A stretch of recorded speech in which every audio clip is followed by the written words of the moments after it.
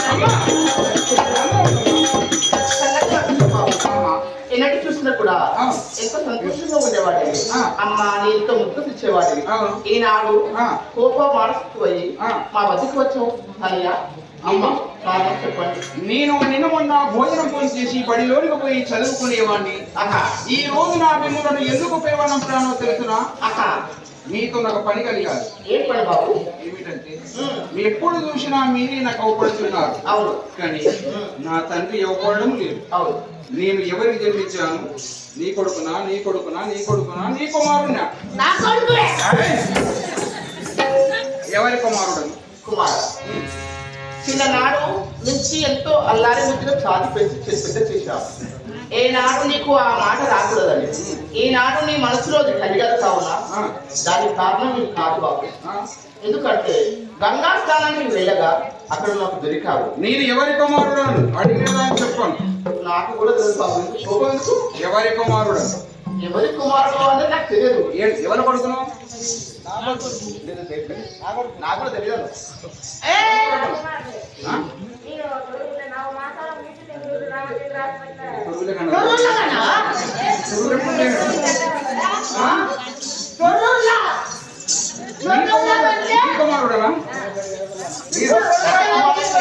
నీ కుమారుడు మరి నా తండ్రి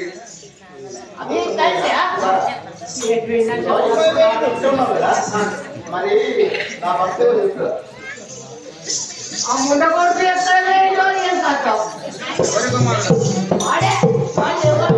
ఎవరి కుమారుడు తండ్రి ఎవరు నాతో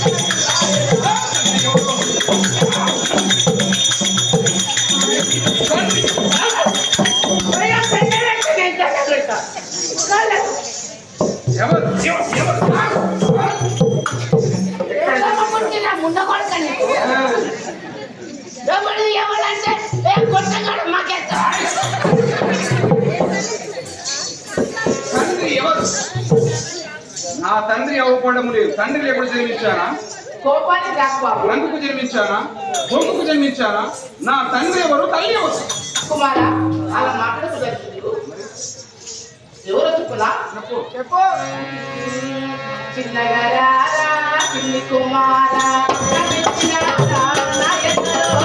చిన్నగారా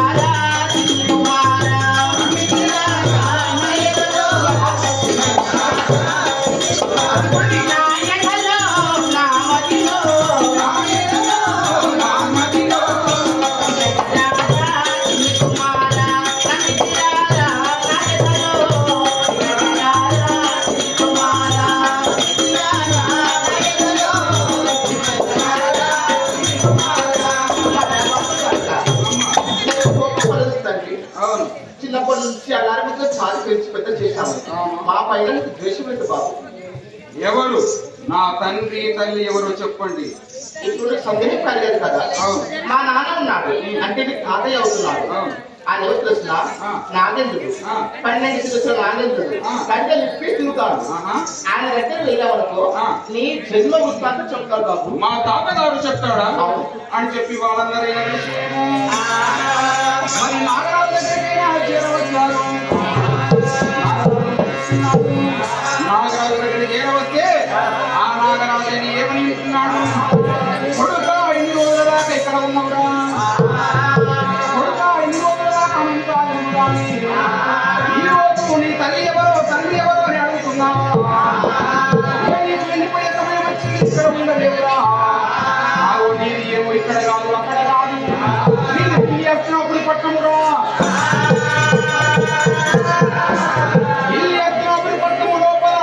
పెద్దవాడు ధర్మరాజు, రెండో వాడు పాండవాది, మూడో వాడు వచ్చాడు,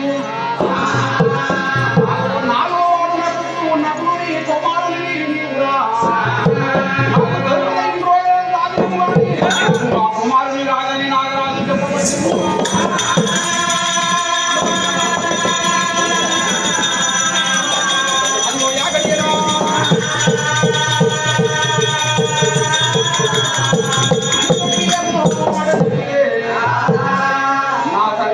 నటుడట, నా తల్లి ఏమో రూపవతట. నేను మరి అక్కడికి వెళ్ళిపోయి వాళ్ళను చూడాలి, వాళ్ళ ముఖము చూడాలి, వాళ్ళతో మాట్లాడాలి.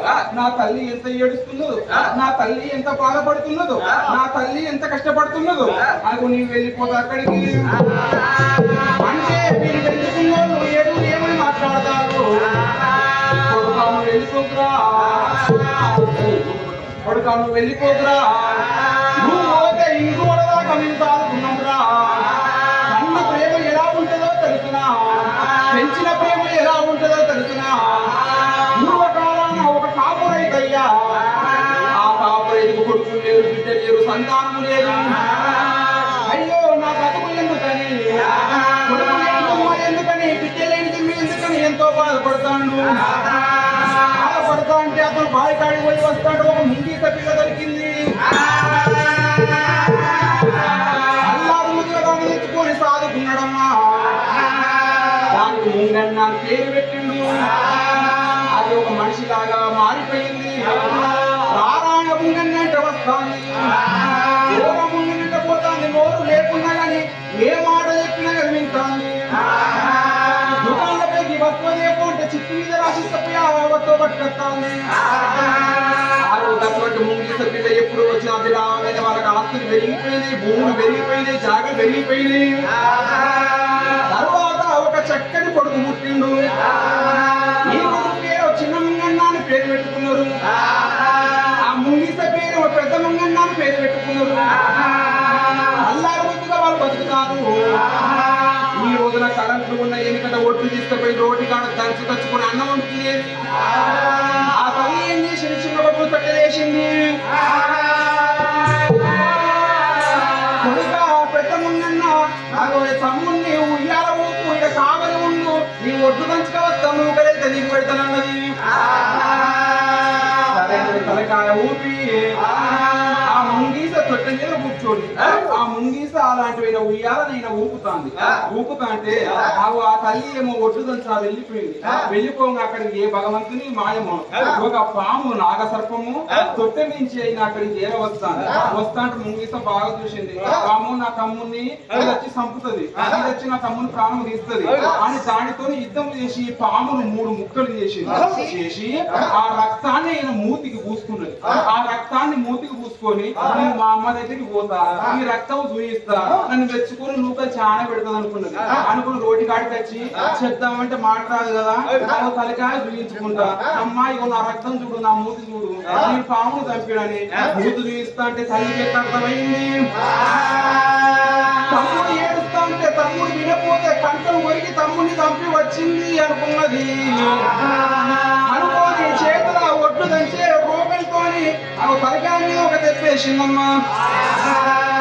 తలకాయ కలికి ముందు అలాంటి తల్లి ముఖం చూసుకుంటా అమ్మా నేను తమ్ముని చంపలేదు నా ప్రాణమైన వెళ్ళిపోతాను నేను చనిపోయినాక నన్ను చేసుకుంటే మీరు ఎంత బలపోతారో నానా ఎంత ఎడతాడో తమ్ముడు జాగ్రత్త అమ్మా మీరెక్కలలో బొక్కలల్లా మెల్లిన నేను అని తల్లి ముఖం చూసి కలకల కలకల కంటి నీరు ఒడుపుకుంటా కబరు నా ప్రాణం వదిలిపెట్టింది ముంగిత చనిపోయిన దబదబా తల్లి ఇంట్లోకి వచ్చింది తొట్టెకాడ చూసింది తొట్టెకాడ చూస్తే తొట్టెల కొడుకు అల్లారు ముద్దుగా ఆడుకుంటాడు కొడుక పక్క పొంటి చూస్తే అవ పాము 3 ముక్కలైంది గుండె జల్లుమన్నది అయ్యో నా రాత పాడుగాను ఇన్ని రోజుల కాంచి అల్లారు ముద్దుగా పెంచుకున్న నా పెద్ద కొడుకుని చేతులారు చంపుకుంటే నా చేతులు పాడుగాను నా చేతులు బీడుగాను అని ఆ కొడుకు వీళ్ళకి ఈ కొడుకు ఎందుకన్నది కాళ్ళు పట్టింది గిరిగిరి దింపింది ఆఖరికి కేసు కొట్టింది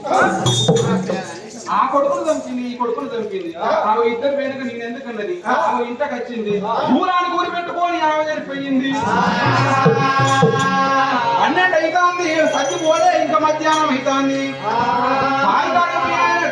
ఇంటికి వచ్చి చూసిండు రోడ్డు కాడ పెద్ద కొడుకు చనిపోయిండు కొడుకు మీద పడి కొడుకా నీ ప్రాణం ఎవరు తీసిందా నోటు లేకుండా కానీ వస్తువుతే మన దుకాణంలోకి పోతే మనిషి కంటే ఎక్కువ మాట ఇన్నవురా నువ్వు వచ్చిన కాదు మాకు ఈ ఆస్తులు పెరిగినాయి ఇవన్నీ పెరిగినాయిరా మీద పడి కలకల కలకల ఏడ్చిండు ఆ తండ్రి ఆయనకి కొంత దూరం రాగానే ధర్వాద కాడ మరి చిన్న కొడుకు చచ్చిపోయిండు ఏమి జరిగిందో అర్థమైతే లోపలి రాగానే దూరానికి బాగా ఊరి పెట్టుకున్నది ఏమి జరిగిందో తెలియదు అందరు చనిపోయారు నేనెందుకన్నాడు చేతులున్న కర్రతో పొడుచుకొని కూడా చనిపోయాను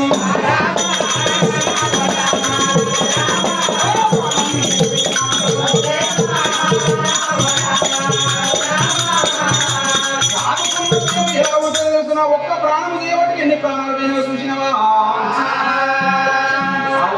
నువ్వు వెళ్ళొచ్చు అని ఆ తల్లి మీద పడి వలపోస్తానికి చెప్పుకుంటా అమ్మా నేను తీరైనా చూస్తా మేలైనా చూస్తా వెళ్ళిపోతా వెళ్ళిపోయి నా తల్లిదండ్రులు కలిసి వస్తా నా తల్లిదండ్రులు చూసి వస్తా అని చెప్పి అని ఆ పిల్లవాడు పోతా అంటే నాగరాజు తాత ఒక పాలు ఇచ్చాడు 7 తల్లులైన 7 గోటీలు ఇచ్చారు కొడుకా నువ్వు పోతా అంటే ఎవరన్నా ఆపితే ఈ గోటీలు తీసి వాళ్ళ మీద వదిలిపెట్టు వాళ్ళ వచ్చిన వాళ్ళని ఓడిస్తాయి అని చెప్పి చెప్తే అవి చేతులు పట్టుకొని వచ్చారా భూలోకానికి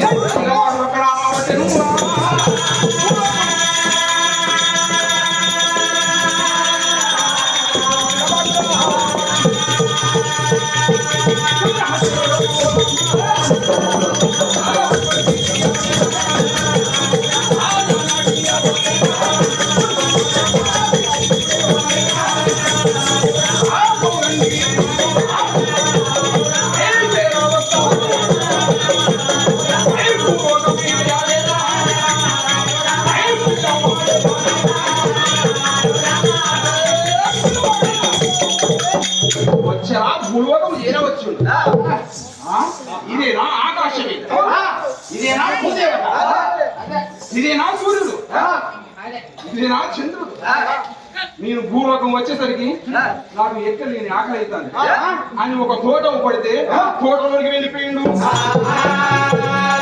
అందులోని వెళ్ళిపోయాలంటే పన్ను పొలాలు ఫోన్ చేస్తాను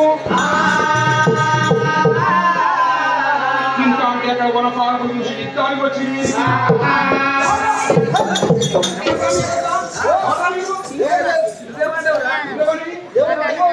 ఎందుకు వచ్చి ఇక్కడికి వచ్చింది పండు తింటాను ఏం మాట్లాడతాను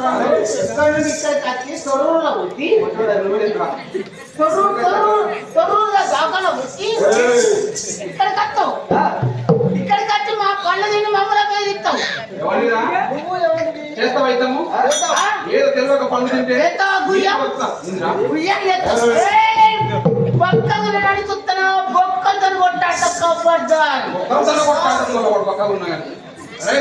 కింద పడ్డ మీరు ఒక ఆదేశం మాట మాట్లాడద్దా చేస్తావైతాము పోయే భాష రాయిస్తాను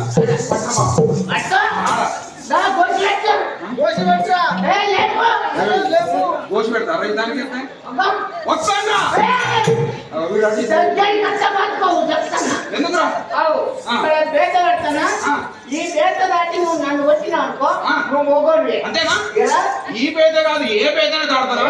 వస్తుంది పేద దాడితే ఆడు దానివే. ఎలా? అది కాదు. మూతి మీద మిత్తం. మూతి మీద మిత్తం, మూతి మీద మొండాలం. అది కాదు విధవ. మూతి మీద మిత్తం ఉంటుంది. అది చేస్తామైతాము చాలా యుద్ధానికంటే ఆ రాక్షసులైన వైద్యులే పడ్డారు, మంత్రులైన వైద్యులే పడ్డారు. పిల్లవాడు ఒకడే పట్టుకొని పిల్లవాడు ఒక్కడే నిలబడ్డాడు.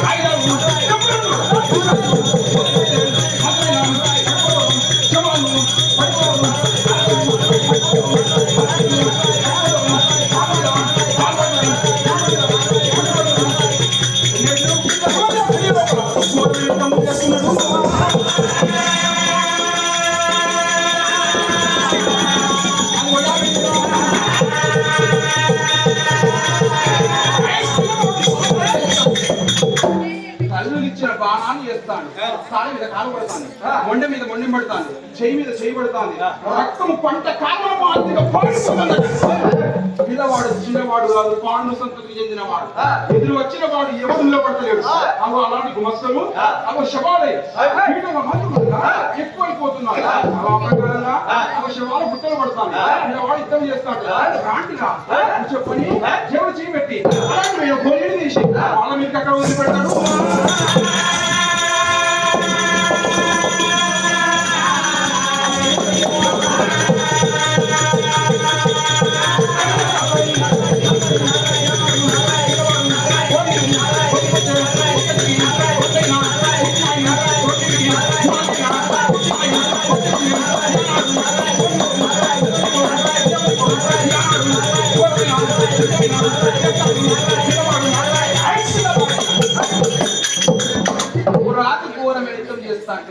ఆకాశం వదిలిపడతాను, భూదేవి దత్తరిస్తాను, సూర్య చంద్రాలు గడగడగడ ఉడుకుతున్నారు, చుక్కలు పడుతాను, సూర్య చంద్రాలు వణుకంగా సత్యుడు సముద్రాలు అల్ల కొల్లంగా మంత్రులు మేము భక్తులు ఏమని పారిపోతా అంటే వరలంగా చంపుతాను. అందులో ఒకడు అంతలా ఎత్తులేడు, అంతలా పొట్టులేడు. వాడొచ్చి రాదుతో చెప్పాడు, పోయా వాడు ఎంతో లేడు, ఇంత ఉన్నాడు. వాడొచ్చిండు, వాడొచ్చి మనల్ని చంపాడు అని చెప్పని మాట్లాడితే ఆయన చేతి వెళ్ళి పెట్టకూడదు. ఎందుకు వెళ్ళి పెడతాను? నాది నాకు చెప్పేటోళ్ళు ఎప్పుడైనా చెప్తా అంటే వింటే నేను చెప్పబోతే అర్థం లేకపోతే వ్యర్థం. మొన్న కరీంనగర్ దగ్గర కథ చెప్తాను బిడ్డ. కరీంనగర్ కథ చెప్తా అంటే అందరు వచ్చింది బిడ్డ కథ అందరూ చూసుకొని ఒక ముసలిగా వచ్చింది. ముసలి తల్లి మరి వచ్చి మా మందిలో కూర్చోలేను. ఆ ముసలి ఒక సూరు పంటి పాత ఇల్లు సూరు పంటి కూర్చున్నది బిడ్డ. కూర్చోలే ఆయన నోరు తెచ్చి పండుకొని గుడి కొట్టుకుంటాడు. ఉత్తాంది నోరు ఎత్తాంది, గురువు అంటాంది, నోరు ముత్తాంది. నోరు తెచ్చి గురువు కొడతా అంటే ఎడకపోతా అంటే ఒక మట్టి పిల్ల కాదు చిన్న వచ్చాడు. అంటే కథ అంతా అయిపోయింది. అందరూ కథ మంచిగుంది బిడ్డ మంచిగుంది బిడ్డ అనుకుంటా పోతా అంటే ఆమెలేసి ఏమనుకుంటా పోతా ఏం కథ చెప్పిర్రు. కథ అంతా మన్ను మన్ను, కథ అంతా మట్టి మట్టి, కథ అంతా వాళ్ళు కాదు అనుకుంటా ఆ తల్లి వెళ్ళినా అది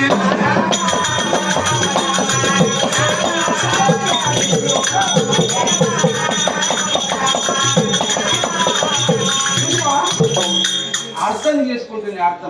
అర్థం లేకపోతే వ్యర్థము. ఇది రామ రామ అన్న శబ్దము, రోమ రోమం అన్న పాపములైన విమోచనమైతాయి. ఈ కథ వింటి చెప్పించిన వాళ్ళకి ఎంతో పుణ్యం, చెప్పిన వాళ్ళకి ఎంతో పుణ్యం. అయ్యా మన ముదిరాజుల చరిత్ర బాగున్నది. మన ముదిరాజుల చరిత్ర ఇంకా ముందు లాస్ట్ రోజు చెప్తాను.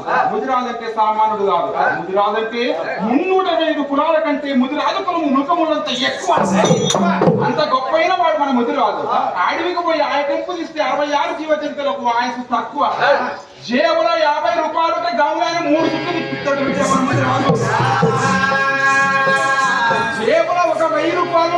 10 ఎకరాలు కొంటానంటాడు. ఇది నాకు లెక్కన అది నాకు లెక్కన అంటాడు. అలా ఇంట్లో కట్టి మన బతుకులన్నీ చూసినావా? అది మాత్రం పోలే కాదు.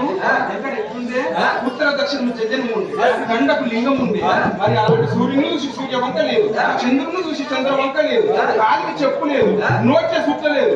ఆమె ముదిరాజు వెనకట కళ్ళు తాగేది లేదట. అది అలా తాగుకుంటారా మన వాళ్ళు? పుల్లు బాటలు తీసుకొని లోపల పెట్టుకొని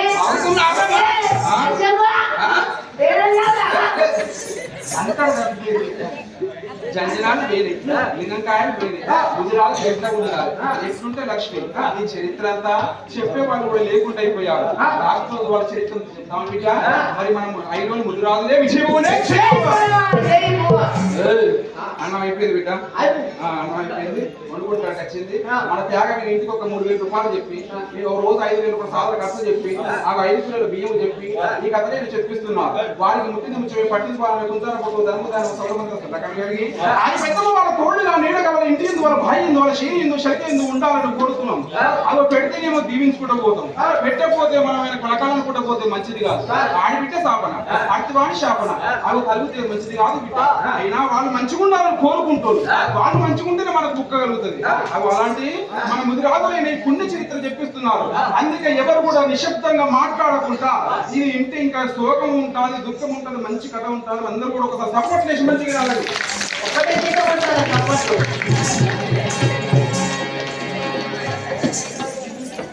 అది అప్పుడైనా చక్రపురి మహారాజు ఏమన్నాను యుద్ధానికి వచ్చాను. వస్తే చక్రపురి మహారాజు ఓడించును. చక్రపురి మహారాజు పోయి పాండవులకు ఊరబెట్టుకున్నాను. ఊరబెట్టుకుంటే భీముడు అర్జునుడు చేరవచ్చారు. భీముడితో పిల్లవాడు యుద్ధం చేసి బాణం వేస్తే భీముడు చెప్పదాకలేదు. అర్జునుడు బాణం వేస్తే పిల్లవాడికి తాగలేదు.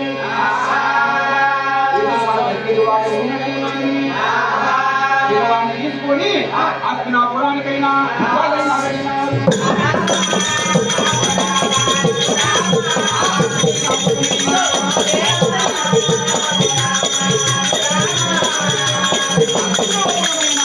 వచ్చారు. ఆ పిల్లవాణ్ణి ఎవర్రా నువ్వు అంటే ఏమంటాడు? అయ్యా మా తండ్రులైన పాండవులు, మా తండ్రి నకులుడు, మా తండ్రి అలాంటి నకులుడు కుమారుడు నేను అంటే ధర్మరాజు బాగా చూసిండు. నా తమ్ముడికి సంతానమే లేదా, ఈ పిల్లవాడు ఎక్కడి నుంచి వచ్చింది అని చెప్పి ఏమన్నాడు? తమ్ముడా సాదేవా, తమ్ముడా సాదేవా అని 2సారి బిట్టే 3సారికి మాట్లాడి ఏమంటాడయ్యా? అవి అన్నా ఇది నిజంగా మన కుమారుడే అని చెప్పి సాదేవుడు చెప్పిండు. అన్నా ఇదంతా అయిపోయింది చెప్తాను, అవి మొదలాడు అడగపోతుంది అని చెప్పి అంటే మన గత ఇలా జరగనున్నది, ఇలా జరిగింది అని చెప్పి అనగానే చక్రవర్తి మహారాజు బాగా చూసిండు. ఈ రోజున మరి పిల్లవాడు మంచి యుద్ధం చేసిన వాడు, మంచోడు పిల్లవాడు. ఈ పిల్లవాడు గొప్పైన వాడు. నాకు ఒక బిడ్డ ఉన్నది, నా బిడ్డను అయిన పిల్లవాడికి ఇచ్చేయాలంటే కళ్యాణం చేస్తా అని చెప్పి వచ్చి మరి నా బిడ్డను అడుగుతా అని చెప్పి ఆ చక్రవర్తి మహారాజు ఏమంటాడు? అవి ఇంట్లోకి వచ్చి నా బిడ్డ ఉన్నది, నా బిడ్డను నువ్వు వెళ్ళిపోయి తొందరగా రమ్మని పోరా, నా బిడ్డను అడుగుతాను.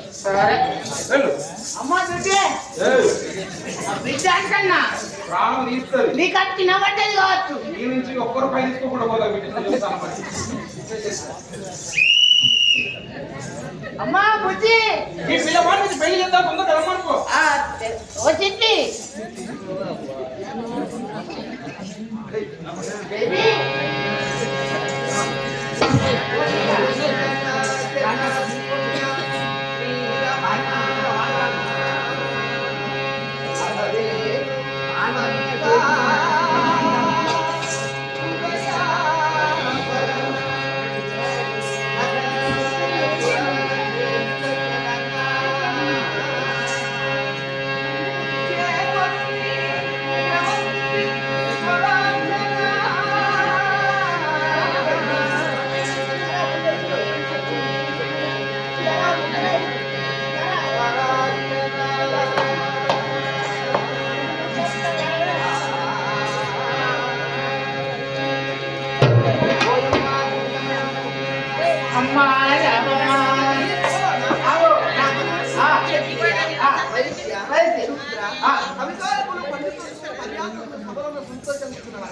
అందరూ కూడా నిశ్శబ్దంగా కూర్చున్నారమ్మా.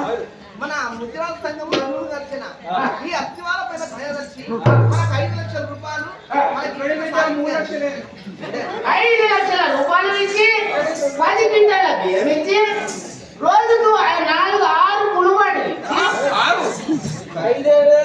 పుట్టుకలైతే 6 మనకిచ్చి ఈ 5 రోజులు సెలవిస్తారు కాబట్టి మరి యొక్క మన ముద్దిరాజుల విజయ్ బావా జై బాబా ఏయ్